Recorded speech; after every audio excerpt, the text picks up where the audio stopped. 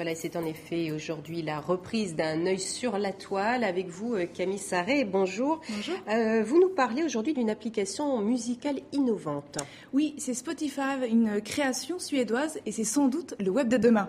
Ici, on s'inscrit, on télécharge un logiciel payant ou gratuit et on arrive sur Spotify. La musique s'écoute en streaming, le catalogue est plutôt riche, tout est légal, les droits ont été négociés, mais ceci, malgré les apparences, n'est pas un site. Ce ne sont pas des pages HTML, il s'agit d'une application. Le web est ici utilisé comme un tuyau qui permet d'accéder à un univers semi-fermé et c'est justement ça la nouveauté, c'est ce type de fonctionnement qui préfigure l'Internet de demain.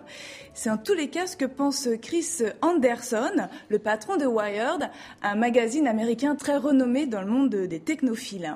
Et c'est lui qui a prédit la mort du web. Oui, c'est ça. C'est l'auteur d'une tribune qui a fait du bruit il y a quelques semaines sur la toile. Le web est mort, longue vie à Internet. Pour lui, le web que l'on connaît depuis les années 90, libre et ouvert avec ses 3 W, est désormais en perte de vitesse, en déclin, au profit d'un monde numérique plus fermé, basé sur les plateformes, sur les applications qui sont complètement boostées par les smartphones. Un monde finalement mieux balisé, maîtrisé et qui pourra faire naître des modèles économiques plus solides. D'une certaine manière, on peut dire que le web est en train de quitter sa jeunesse un petit peu fougueuse pour atteindre un âge adulte plus mature, plus raisonnable. Donc longue vie à Internet. Passons maintenant à des choses plus ludiques, Camille. Un site consacré à Star Wars, la guerre des étoiles. Oui, c'est un site complètement loufoque, lancé en juillet 2009 à partir d'une idée géniale. Prendre le premier épisode de cette saga culte, le découper en 460 tranches de 15 secondes et demander aux fans de refaire à leur sauce chacune de ces scènes. Résultat, c'est un patchwork délirant de vidéos amateurs avec des effets spéciaux plutôt cheap mais très drôles. L'intégralité du remake n'est pas encore en ligne, mais on peut voir des extraits comme celui-ci.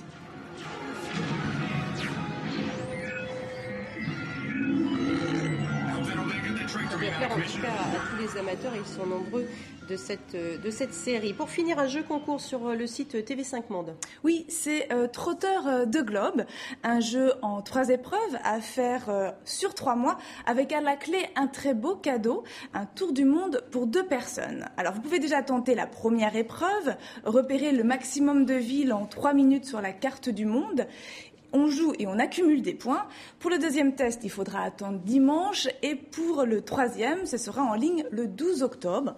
C'est un jeu qui se partage avec ses amis via les réseaux sociaux. Et c'est à vous de faire preuve de rapidité et de perspicacité pour devenir le meilleur globe-trotteur de TV5 Monde. Un tour du monde à gagner, en tout cas, j'espère. On doit pouvoir y jouer, nous aussi, non ? J'espère. Merci.